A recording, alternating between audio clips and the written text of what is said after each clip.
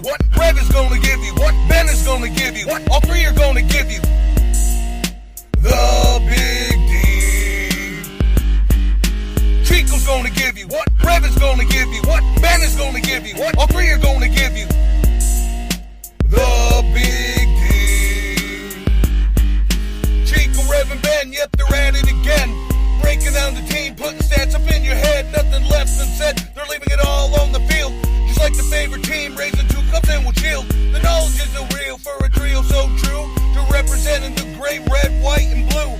And you love them too, that you can't deny. So just one time, let me hear Dallas till I die. Chico's gonna give you what Rev is gonna give you, what Ben is gonna give you, what all three are gonna give you. The Big D. Chico's gonna give you what Rev is gonna give you, what Ben is gonna give you, what all three are gonna give you. The Big D. Soccer podcast?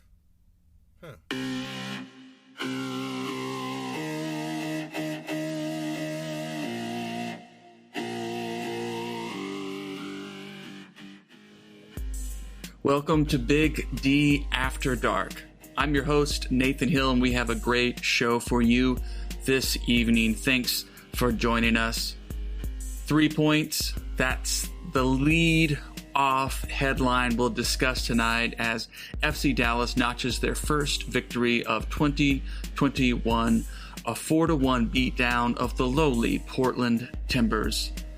It was a goal-scoring bonanza for FC Dallas behind goals from Ricarte, Obrian, Bresson, and Dante Seeley.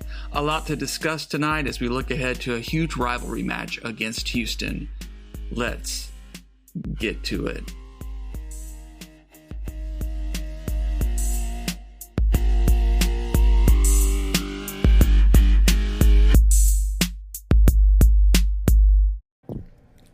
We're live.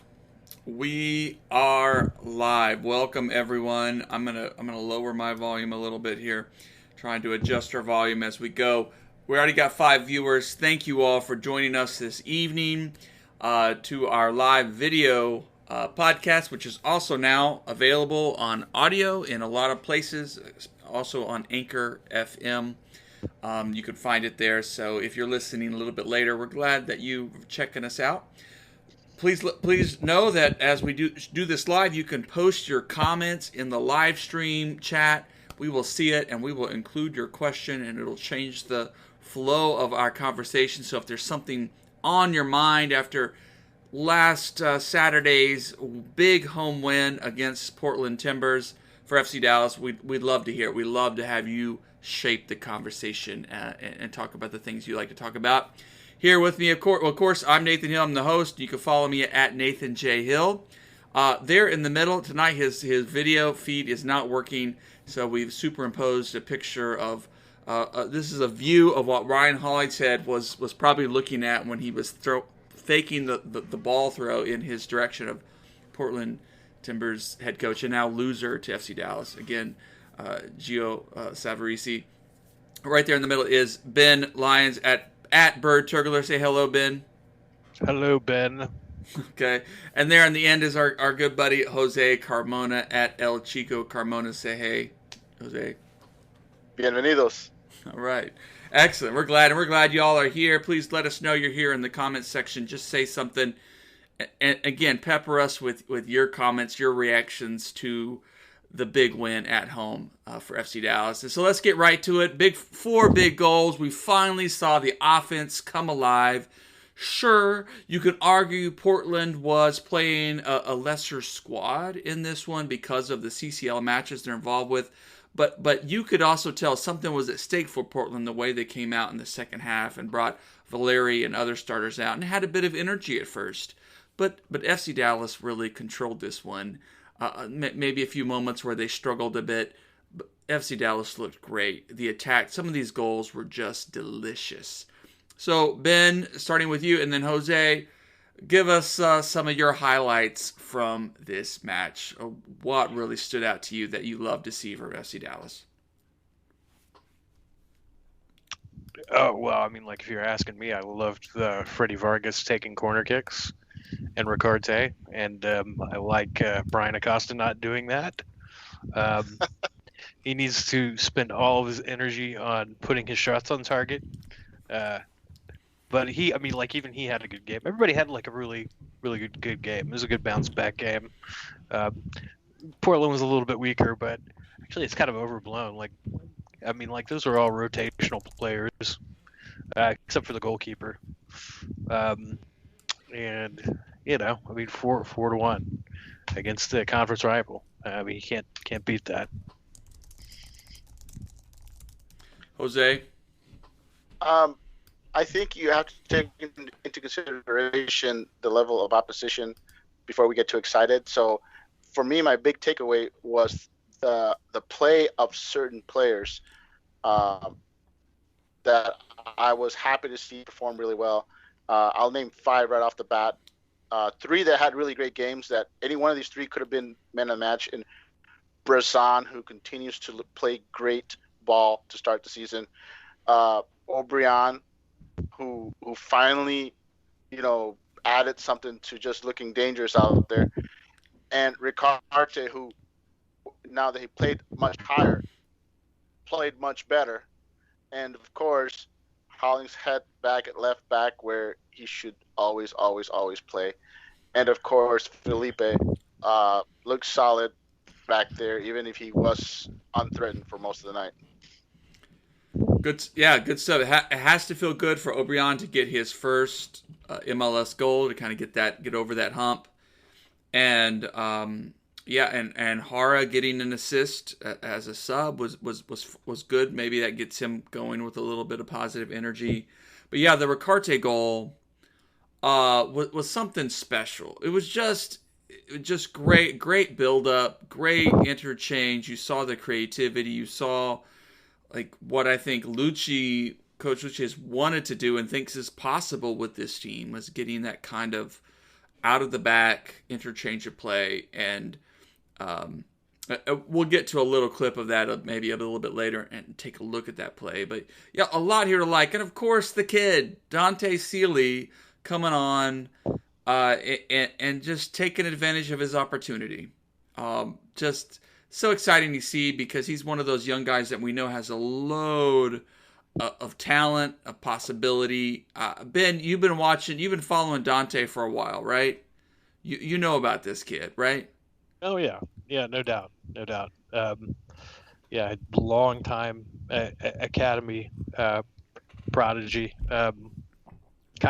Kind of, he, like, now that he's 18, I kind of surprised like he didn't end up staying in Munich with Che, to be quite honest. So seeing him go out and play and provide that kind of dynamic ability as an attacker at a young age is exciting to see. It'll be interesting to see if he sticks around all year or if he makes a move in the summer. I know you're thinking like, okay, well, he just had like that one goal. Well, I mean, like he's been tracked for a while, so yeah. If he keeps scoring, he'll probably be gone this summer.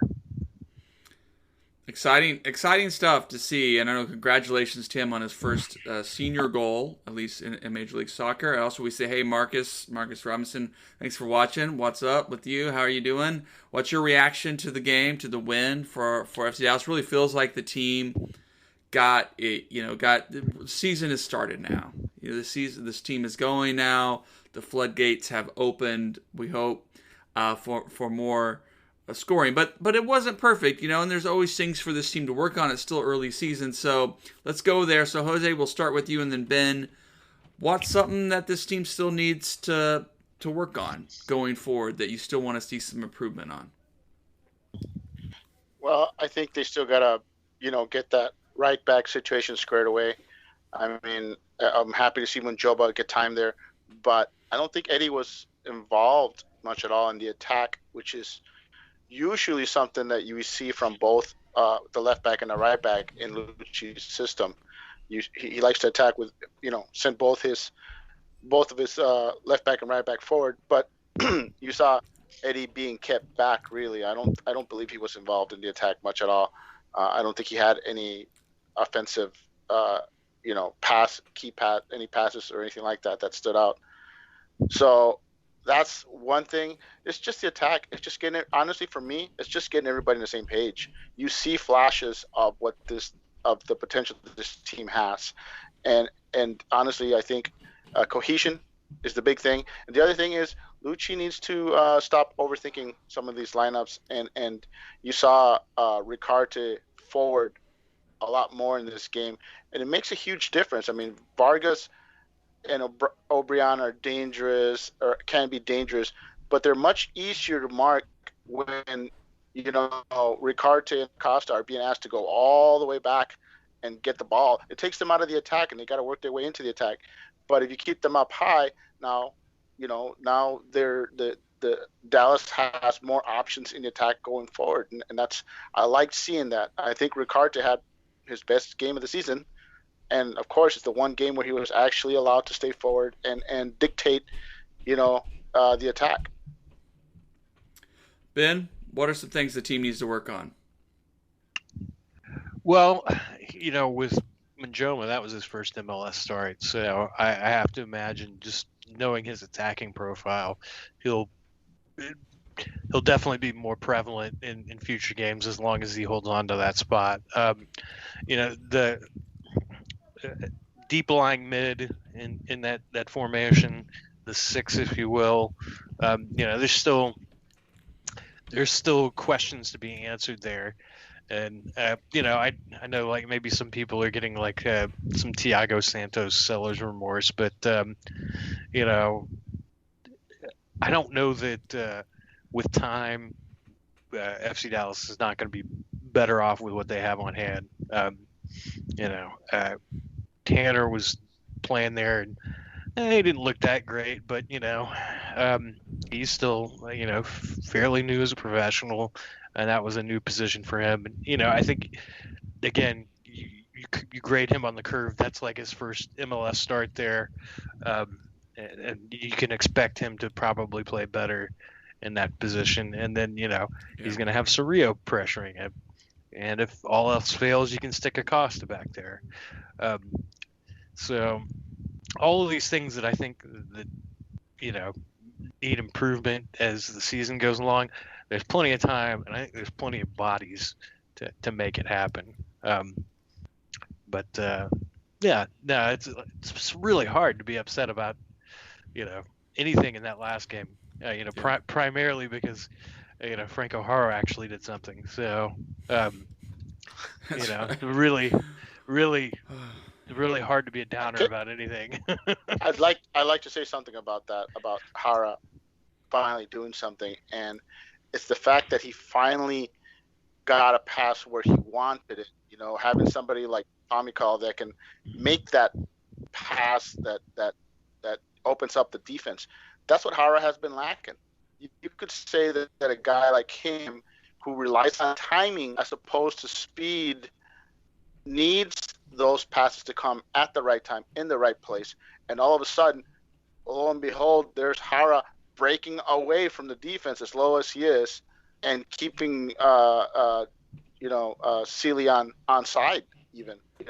So yeah, I mean, that's what excites. A tired defense that he's counterattacking against. And a young defense. I'm just saying, but it's not like no one's ever going to accuse him of being fast, and I don't care how tired they are. That was still hard breaking away from a defense, something none of us expected to. And I'm just saying that had nothing to do with him being fast. It has everything to do with how accurate that pass was and where it landed, to the point where he was able to get that not one, but two steps on the defense. And all he had to do was leg it out, and I could get used to seeing that. If he can get that kind of service that flashes you what Hara has as a potential. He's not a guy who's going to beat teams with speed and quickness, but if he gets the passes in the right places, it shows you that he can be dangerous. And that the game flow is in the appropriate spot too. I really want to harp on that because, I don't think that play happens in minute 10 of the game, even with Portland down a goal. No, and that's fine, and I'm okay with that. I'm just saying service, and then with Ricarte in there, being kept up higher, and Absolutely. if you're gonna have Ricarte, and if you're gonna be bringing Paxton in late all season and just make him a super sub, then those players are gonna be there late on tired defenses. I mean, maybe next time it'll be Pepe making that run instead of Hara and getting that assist. Like I said, it's great to see. It's what the attackers, have been lacking. The strikers for this team need more balls being fed to them in the right spots to take advantage of their skills. It's good stuff. It's the thing. We'll talk about. We'll hear from Coach Lucci here in a few minutes. But yes, like the problem with the 3-4-3 setup is that you have two midfielders and you're asking a heck of a lot from them to know when to get forward, when to cover, when to fall back, when to hedge their bets, kind of a thing. And it's fine. And there are midfielders out there in the professional game that can do that, can know that instinctively when to get forward and when to pressure and when to be back in a more of a covering type position to help the defense. But you throw in a young guy like Tanner Tessman who's still learning the game. Well, I don't want to say learning the game, but he's young. He's not a veteran. He doesn't have oodles of experience, so he's going to be more hesitant. He's going to struggle at times. So you bring out a three midfielder setup, and everybody in the midfield then gets a more defined role. You have one guy who's going to hang back a little bit more and provide the cover. You have a Ricarte whose job it is to either shuttle the ball forward, to get the ball forward, and to get into an attacking position. So that's what's good about the 4-3-3 is that especially helps the younger guys. So you even bring in a Cerrillo later in the game, and his job is just provide cover, stop attacks, get in the way of Portland, slow them down. And that's a much easier assignment for a young player than to say, you need to make a decision here, when to get back, when to get forward. And work with your teammates in that process. It's interesting. Well, let's shift to this question we got from Dave. Thanks, Dave, for watching. Reminder, folks, post your questions. Dave says, now we have seen Pepe get a start. What are your thoughts about what Pepe provides and what he needs to add, or how we get the number 9 involved more? So hold on now. Before we get to that, Dave, I'm going to leave your question up. I'm going to jump over here to my iPhone screen. And this is a little thing from Watkey_. I guess that's Chris Russell. Listen to this little and highlight how Pepe was involved without being involved, right? Unfortunately, it makes for very boring videos. But a lot of times, good off-ball movement is just about getting and then staying out of the way. Here's Ricardo Pepe. He's about to get out of the way. We can watch him do that. And then here he is again. He's just going to stay out of the way. And unfortunately, it makes for very boring videos. All right. That's that. All right, let's go. But that's the opening goal from Ricarte. Just a great build-up, a great interchange. But the point is for him, and this is something that we soccer fans sometimes, even in our understanding of space and the importance of space, don't always pay attention to. It's just how important it is sometimes for players just to hang back, drawing a defender away, making a defender have to choose, do I step up to this oncoming player, do I watch my back here where we have a number 9, trying to get in or potentially being a threat or for a late run. Just those little things make life difficult. So guys, what did you see from Pepe in this game? Jose, let's start with you, and Ben, you jump in. Well, that video shows you exactly issues with Hara as the main guy, is that he has a tendency to cross, get in the same lane as the other attackers. You're not getting those players that are, getting out of each other's way. They're all getting each other's way. And that play highlights where a player who knows what Lucci wants is making the right decision and doesn't have to be making that run directly into the box every time. Sometimes it's like you said about pulling the defender away and allowing somebody else to make that run. I think that's where we're seeing. We've all been frustrated with Hara, is that we're not seeing that a lot from him when that happens.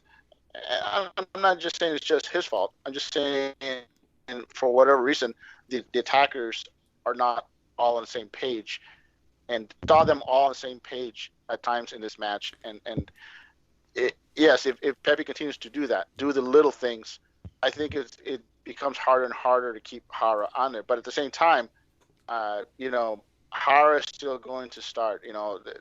I think it's key that Lucci said this was a rotation, which he had to tell Hara, and hey, we're gonna rest you this game. We're playing a weakened Portland, so let the kid play. We don't want you playing against some lesser opposition and getting hurt. So I think it was easier for him to sell for this game, and I think you'll see where Lucci's going to start, basically finding ways to get Pepe starts by when the right opportunities come, where he can convince Hara that it's in his best interest to rest and come off the bench, which won't be often, at least not in the first half of the season. Mm-hmm. So one thing that Lucci likes to do whenever he wins a game is start the same lineup the next game. I wish I had my webcam tonight so you could see me rubbing my hands together like Mr. Burns, because I hope they go on a 30-game win streak, and we just see Pepe start for the rest of the season, with cameos from Jesus Ferreira and possibly Franco Jara. I was talking about this a few games ago. And in the chat, even before the season, the hardest thing Lucci was going to have to do this year was manage a diminished star player. Franco Jara was a star player, a good player, and he is the highest paid player on the team. But is he the best player on the team? No. Is he the 10th best player on the team? No.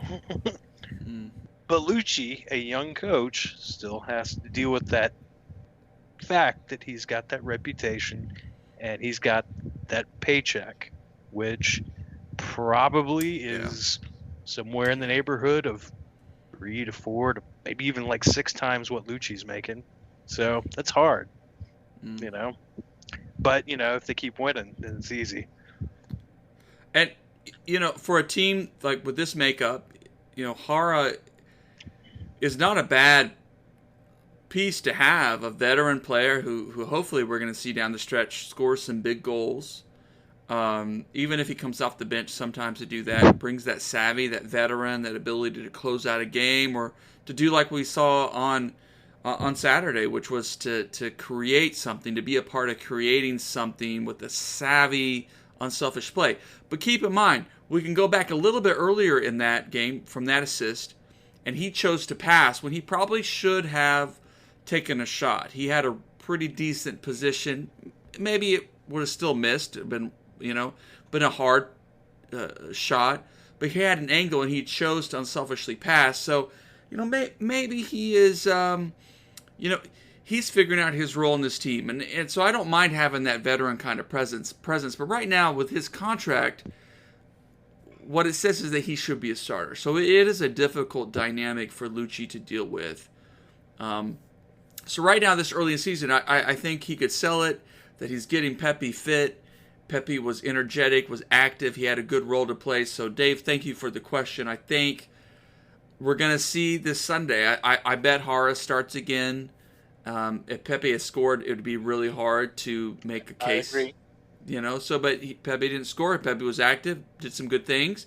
But you could probably make a case that Jara got an assist, probably deserves a start. But hopefully Jara's on a shorter leash going forward. So about that 60-minute mark, if Jara is struggling, you bring in Pepe, you get that energy. But there's a lot of question marks about the roster. If you're listening, please do not start at Franco Jara. Can I add something? And I'll tell you where Ben is wrong on that is you want him to start Jara, and you want to cheer for Jara to go on a kind of run, because if you're seriously honestly believing that Pepe should be the starter going forward, then Jara can't be on the bench. He has to get moved. And the only way he gets moved is to have a good run of form before the summer window so that then he has value. If you bench him, then he has zero value and he's not going anywhere, and he's going to, he's not going to be happy. And you don't want. No. It's sunk costs at this point. I Mm. totally disagree. I know you disagree, but at the same time, the other thing is you want to also protect Pepe from doing too well that suddenly you get somebody with an insane offer in the summer and the Hunt sell him. So it's a double-edged sword. I think you want to play Hara as much as you can with the idea that Pepe will be the man come the end of the season. And I'm okay with that. I'm okay with patiently bringing Pepe along slowly, a game here, a game there, while keeping Hara happy, as long as we gradually see a move towards the younger Pepe Jesus, rotation down the stretch. Well, all right, let's keep this going, but let's shift over to the clip I have from Coach Lucci from Media Day last week. So this is before the Portland match. And so I had a question to him, but and it came from out of our conversations with Big D Soccer, just to kind of about the formation against San Jose, kind of what he was hoping to get. So you hear me stumble around. I'm still learning the ropes here of asking people I admire questions. So let's listen to this and listen to Lucci's conversation, then come back and talk about this Portland game and kind of what what we learned from the formation switch. Kind of keep that conversation going. I know you weren't not the result you wanted last Saturday, and it sounds like we're going to continue to talk about formations and those kinds of choices. Just curious if you would, kind of what you were hoping to get out of your team with the starting formation against San Jose, and then kind of walk us through the late game switch that maybe had a little more success, at least leading to the Pepe goal. And then kind of, what should we expect? What should FC Dallas fans expect going forward formation wise? Yeah, I was explaining that, the question in Spanish was, do you run the risk of trying these different formations and maybe not having some consistency? And I disagree. I think the modern game, the modern coaching, the modern player, the formation is just a vehicle based on the personnel you have. And then it's about occupying those spaces that we want. We want to have players between lines. We want to have at least one player wide on each side. We want to have one player threatening the last line. We want to have at least minimum 3 in the build. Sometimes we say 3.5 because the player can be in a half space, not fully underneath the ball. So we want to have always a player in the pivot. And so it's occupation of the space, because I could play 4-3-3, drop my 6, and we're still going to build the same way in a 3-4-2-1. Or I can play a 4-3-3 and I can slide my 2 over and my 3 over, and it's still a build in a 3-4-2-1 or 3-5-2, whichever way the midfield is occupied. So I think, and Zidane changed his system multiple times this season, and they're a 4-3-3 type club, but they recognize when to play 3 in the back. Barcelona's finding success now with 3 in the back. Maybe that third is more like a midfield profile, but they've been doing it with 3 center backs recently. Tuchel comes from PSG from a 4-3-3, and then goes 3-4-2-1, and based on the players he has, and finding a lot of possession, a lot of good pressure, and creating, maybe not scoring a lot of goals, but winning games by 1 goal margin. So I think there's a lot to be said about formations that, I think it's a great tool for our team to be able to play different formations. If we're just fixed on a formation, I think it's easy to scout against. It's easy to limit and neutralize, and then we become predictable. I think we have the roster to be unpredictable. And, is it easy to replace Brian Reynolds? No, but we're developing the players to come through and take care of that. Is it easy to replace Thiago Santos like this in a snap of a finger a few weeks ago? No, but I believe in the players we have to do the job. That's all I know from our club. And what I observed even before I was a first team coach, Oscar had to do that. We're a development club, and sometimes we lose these players, but we got guys ready to step up, and no matter the system. So we want to occupy spaces, like I mentioned, no matter the system. And I want us to be unpredictable. I don't want the opponent to always guess how we're playing. But we got to get the result too. So that's the lesson. And That's the expectation, and it wasn't good enough. Against San Jose, we could have been up 2-3-0. Penalty could have gone our way. That changes the flow of the game. We didn't get the call. At the end of the day, they put away their chances. They earned the PKs that were called, and we didn't. And the game, I think, is just. I don't believe in luck. I don't think the game didn't, we were unlucky or it wasn't just or wasn't fair. No, those aren't my words at all. I think the result was just. But we could have been up, and we could have changed the outcome of that game. And the way we started with the formation, with those players, I thought they started fantastic. But then the momentum changed and it shifted. San Jose woke up when they almost conceded, and that happens. And then we didn't make the plays that we needed to defensively to deny them. And the shift of the formation in the end is to get certain guys on the field, and we wanted the extra midfielder. And hey, it's 3-0. We're going to take some risk, take more risk. But we should have been with 1 or 2 goals even with the prior formation. But that's the game, and my job's to figure out that balance. But no matter what, to find the result. So that's the test. That's the process that I embrace. But we're approaching this week with an urgency because at home, we didn't get full points last time against Colorado, and we know Portland is a very good team, and they're hard to beat. And I'm sure they want a revenge from playoffs last year. They're going to have a personal motivation for that game, but we have our own. We want to get our first win in the season, and we want to do it for our fans, no matter the formation. I like Coach Lucci. Yeah, it's fun to hear him talk and to hear him break down the game and be clear about sort of what he wants. And it's great, especially to see, to see some fruit of that work. So let's just talk about his response. What did you hear, Ben? In his response as he talked about the formation.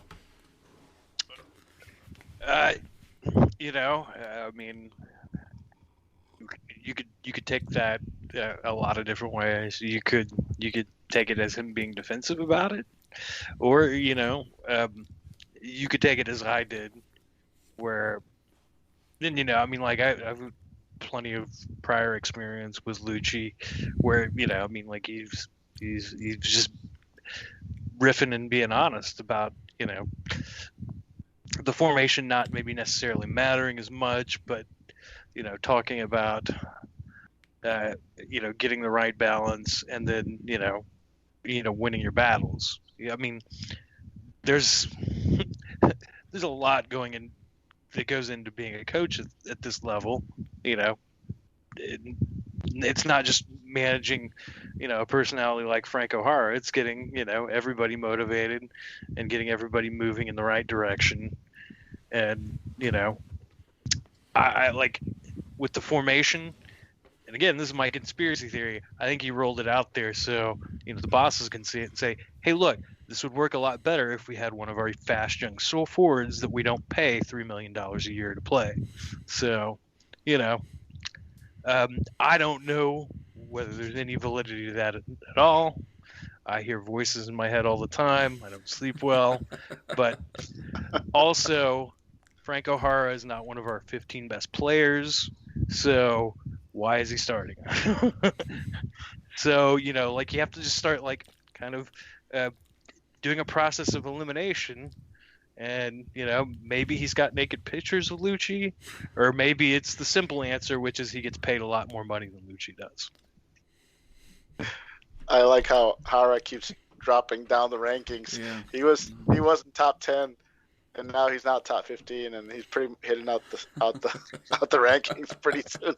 I think you're hearing Lucci basically telling us in his way that just because he's shifted formations, don't think for a minute that he's given up on the 3-4-3. He's telling you matter of factly that, hey, I'm going to roll out whichever formation I want to roll out, as long as I feel that the guys can pull it off, and as long as I think they've looked good in practice with that formation, that's what I'm going to roll out. That's all he's saying. He's basically saying, hey, okay, it didn't work against San Jose. It didn't work in the first match as good as we wanted to. Some of it is rust. Some of it is, we're still gelling. So yeah, we reverted to the 4-3-3 because everyone's familiar with it. But I think he's just saying don't think that he's just going to ride out the 4-3-3 for the rest of the year. He's telling you expect, that 3-4-3 to come back. Expect maybe another formation to make an appearance, and I think he's being honest about that. I think he's saying that, hey, we've always said he likes to overthink matches and overthink his lineups. Maybe he likes to overthink formations too. So, Yeah. like I said, I think he's being honest in saying that, hey, I'm not giving up on that formation. I just, for this game, I thought it was time to go to the 4-3-3. Well, no, and you know what? Here's the thing. I think it actually does highlight the strengths of Vargas and O'Brien better, running like that. And you know what? I have to say, the last few off-season signings, I think Vargas has been good. I think O'Brien is extremely dynamic and promising, and Jose Antonio Martinez has been great. Like nobody's saying anything bad about him over the last 3 games. Yeah. Probably the best defender on the team so far. So, if he thinks that's going to eventually put the team in the best posture to succeed, I tend to give him a lot of rope on that. Yeah, I felt like his answer there was a little defensiveness. I mean, but which is natural because you have 1 point from a home game and an away game, so it's tough. So I felt like he was being a little defensive, was justifying the formation with some of his thinking, which is good. But also, I think subtly he was setting us up for a formation change, which we saw against Portland. So yeah, I think. Let's get to a comment here from Shay, our friend Shay Galvin, who says, so he says formation doesn't matter as much. It's about where players occupy space. I do agree, but then says different formations makes them more unpredictable. That sounds contradicting. And I do think I think Lucci's perspective is I've got this this collection of players. And I think with a development sort of focused club, this is going to be a problem. Is that you can't, it's not a factory. You're not going to produce another Brian Reynolds just like that. Eddie Munjoma, I think, right. Well, I think Eddie Munjoma is great, but you're not going to produce, nothing is guaranteed. But your next player up may be more of a number 10. It may be more of a winger. It may be a center back. It may be another defensive midfielder. So the coach is always going to have these challenges of sort of how to get players in. And so I think it makes sense for Lucci to say we want to be a team that's unpredictable, that sometimes may play 3 midfielders, 2 midfielders, may have I would love to. I'm very curious to see if we'll have a 2-striker setup in some match, when it makes sense to play Hara and Pepe together. And that makes sense against a competition or opponent. So I hear Lucci saying we want this team to be unpredictable, but we don't want it to be easy to game plan against. But yet the same basic principles apply, saying like we want to occupy space, we want to generate forward momentum and attack with these certain occupying space and moving people forward. I do what I found funny about his response was just dropping in Zidane references, PSG and Barcelona. Like, all right, Lucci. I'm not sure if Zidane's at that level yet, right? But cool that you're thinking on that level. Hey, dress for the job you want. Right? Yeah. Okay. Yeah.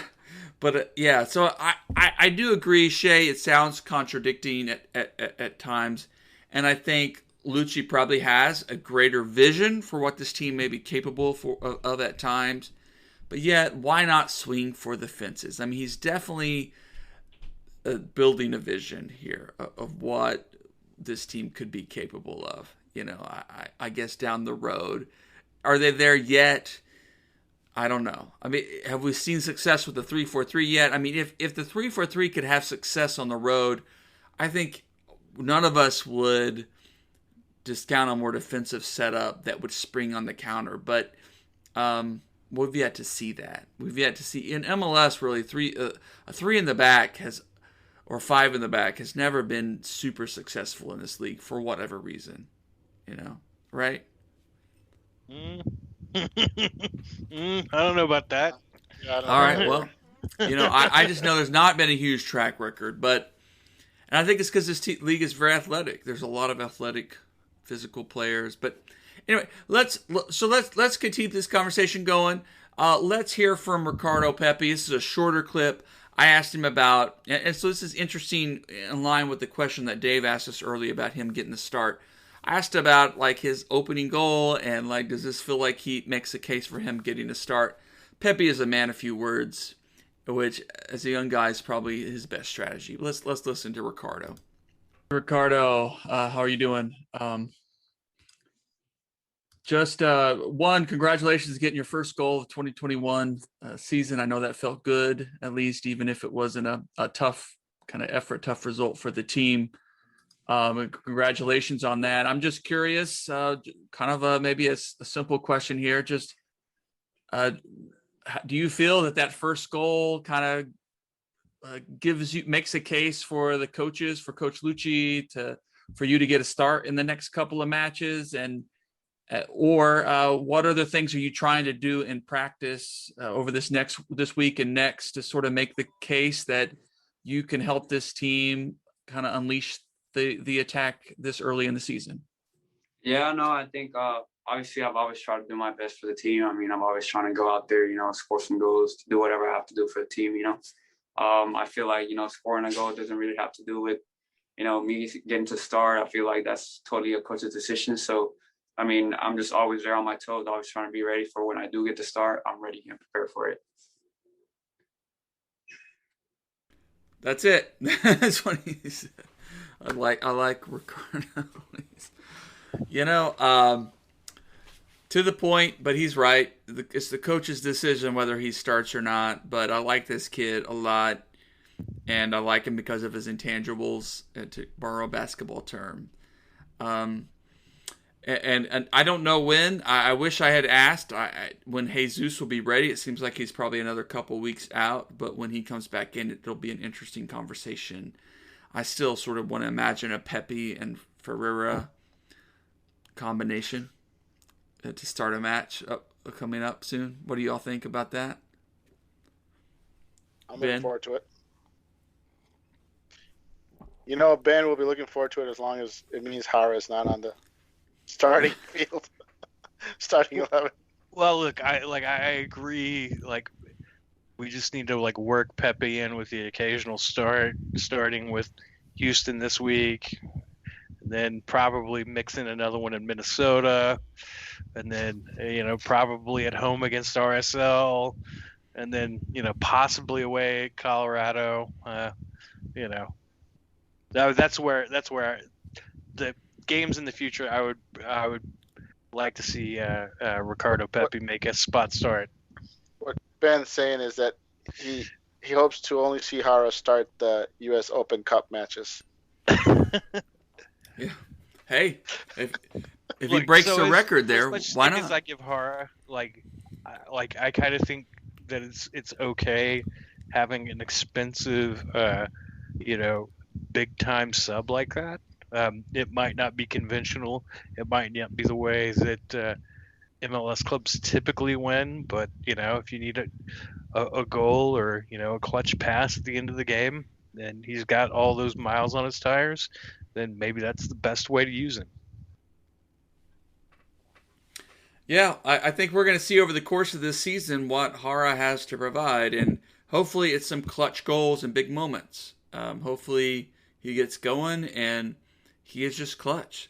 That's what this team has needed for a long time, since Blas Perez, at least. Just some guy who's going to come up in big games. Well, before we close it out, it's already been about 45 minutes here. I'm going to throw up the video for those who are going to be listening on audio of the Hollingshead moment from this match. And Ryan Hollingshead is he is well known to be a strong man of faith, right? following a tradition that says love your neighbor as yourself. But he had enough on Saturday. He had enough of loving his neighbor, or at least for a moment, or his version of loving your neighbor was to do this. We're going to switch over and watch infamous moment here. As he fakes the ball in the direction of Gio Savarese and earns one of the more memorable yellow cards in FC Dallas history for. And evidently, the story behind this is that Savarese was kicked the ball in his direction, was complaining about time wasting for Hollingshead, and Hollingshead just wasn't having any of it. He just wasn't having any of it. And I guess Portland fans were pretty moany and complaining about this event this week on Twitter. Portland fans moaning, complaining. Come on. Yeah, Portland. Do you know any Portland fans that do anything else other than moan and complain? Yeah, it's not as bad as Seattle fans. Yeah. I mean, I can't tell the fan bases apart. You can quote me on that one. Boom. Boom. Boom. That's right. Portland where the 90s never ended, right? We just watched the first episode of Portlandia yesterday or something, and it was like, yeah, all right. I love Kyle MacLachlan as the mayor of Portland. He's funny. Good stuff. I've actually met at least two very weird people and was not shocked when they both said they were from Portland. I was like, well, that makes a lot of sense. And I left it at that. Have worked with a couple of people, known a couple of people who lived in Oregon and done the mushroom hunting thing and stuff, and it's like, all right, that explains a lot about who you are. But I tell you, I love that moment from Hollingshead. It was unpredictable, and it's the kind of thing, truth be told, that will build the fan base for FC Dallas, that will make this team personable. I love Ryan Hollingshead. I hope we can get him on the show someday. Would love to chat with him, and it seems like a great dude and a competitor. And he said that moment fired up the team and helped close out the match. And I think we heard from Steve Davis and others that that's what the team needs in moments. They need someone to come up and be a leader and fire up the team and get something going. Even if you earn a yellow card for it, it's going to get this team through some moments where you lose energy a little bit and stay focused. Brian, thank you for that. I just want to say something on Hollingshead, which I've told you guys, and that is that Hollingshead should stay at left back. He is a difference maker at left back. That's right. He elevates the team on defense and attack, and he should never, ever, ever, ever be played anywhere else other than left back. He's the best American left back in MLS. Absolutely. Been for 3 years running. Absolutely. He gives this team massive advantage at that position over other teams, and I know he can play. God bless him, he can play all other positions. But at left back, I think he is a stud, and he should definitely, absolutely never be played anywhere else. I don't care. Put somebody else over at right back. Yeah, let's give Munjoma more minutes there. Let's see what happens, right? Hey, We need to leave it there. We didn't talk to them about North Texas. Had a tough loss. That's okay, though. I want to say on North Texas, my prediction going into that weekend was a 2-0 loss for North Texas, simply because that team's still gelling, and Greenville is a veteran club that they're impossible to beat at home. So I expect them to lose. I didn't expect them to lose that badly, but it's understandable. It's a young team. They still got, honestly, I will tell you right now, they're not even 100%. You can expect that FC Dallas to at least loan him at least 2 more players. And you still got the North Carolina kids coming. You still got David Rodriguez, who may be coming back in June. I mean, I don't think that team is 100% yet. I think they've got at least 3 starters that will still be joining the team. Definitely one at center back for sure. And, I mean, yeah, they're not 100%. They're still gelling. And this is a team that's going to get better as the season progresses. Good. Thank you for that update, Jose. We'll make some more time next week to talk about North Texas and where they are, but hopefully we'll also be talking about a big win over the Houston Dynamo, a crucial match this coming Saturday. And, 7 points, if they can get a win this weekend, 7 points from 4 matches, you take that. You're pretty fine with that to start the season, knowing all the unpredictable reality of things that can happen. So let's leave it there. Ben, Jose, I love you guys. Be well. Stay safe. Be good. All right. See you all next week. Love you, Sue Rev. Love all of you viewers who came in and listened to me rant about Franco Hara tonight. All right. Good night, everybody. All right.